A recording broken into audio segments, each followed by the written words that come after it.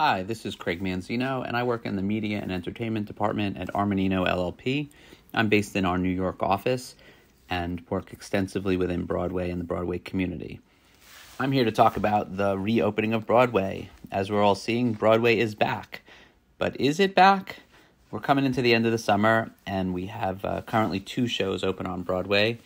And as the year rolls out, we're looking at approximately another 15 are opening up in September, another 15 opening in October, and then, a few more rolling out across November, December, January. So is Broadway back? I'd say so, but we're going to do it safely.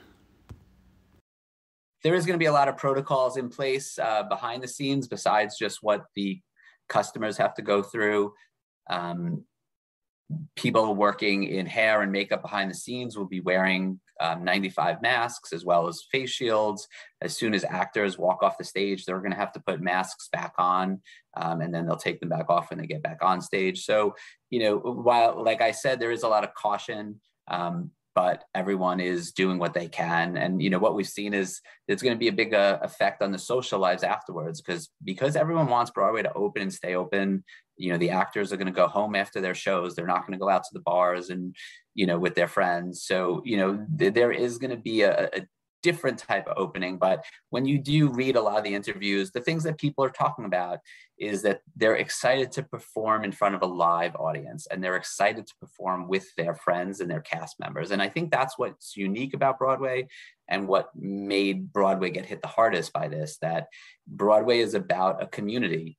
And being in that community and having a live theater is really what makes it. And, that was something that was impossible with COVID. While we've seen a lot of the other, types of things like TV and film flourish, Broadway really came to a stop.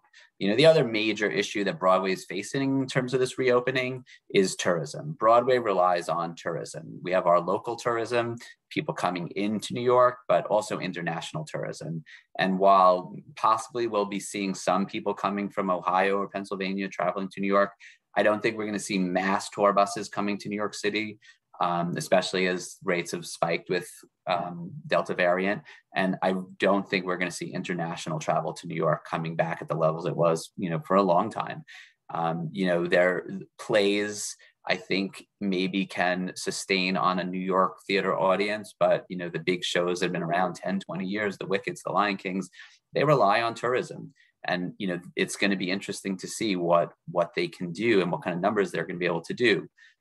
The other thing facing these shows like The Lion King and some of the other family shows, which are the larger shows on Broadway, the audience members are under 12. And currently we aren't vaccinating people under 12. So I think you're also going to see a bit of a drag caused by that. So, when I say Broadway is back, I say it with a question mark. Broadway League is doing a huge ad campaign. They just put together a video, a 2-minute video, voice recorded by Oprah Winfrey, just trying to advertise and get the word out so people can get excited about Broadway.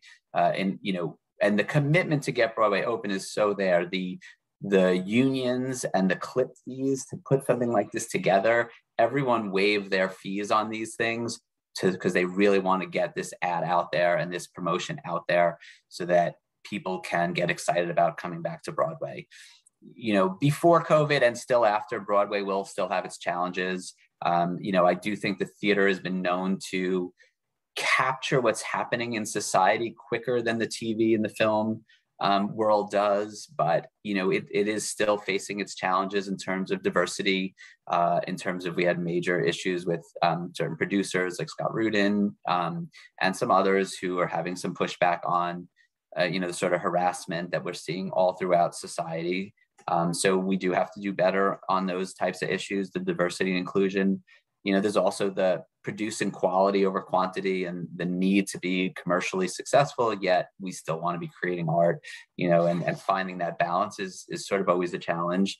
I will say that the Broadway relying on a live audience was always how it made its money, and there wasn't really other avenues for Broadway people to make money. And I think that COVID has opened the door for everyone finding new ways to do theater using media which was always taboo. And I think that we're going to see those things change, and we're going to see more live theater, but it still might be streamed for another audience or a broader audience. And we're going to see that more shows are going to be taped and put on streaming, selling the streaming rights the way a movie sells its foreign rights to fund its production costs. I do think Broadway is going to adopt some model of selling the streaming rights to these shows. Hamilton was a huge success for Disney Plus. We're seeing Come From Away, which is another Tony-winning Broadway show that is going to have its TV movie released on streaming. So I think that is going to be part of the new model. And will it cannibalize audiences?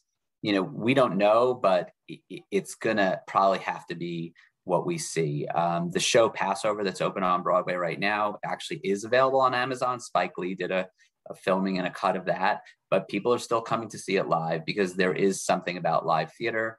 And, hopefully it all balances out. And I think Broadway will need to come up with some creative solutions to survive as an industry. And all the shows need each other.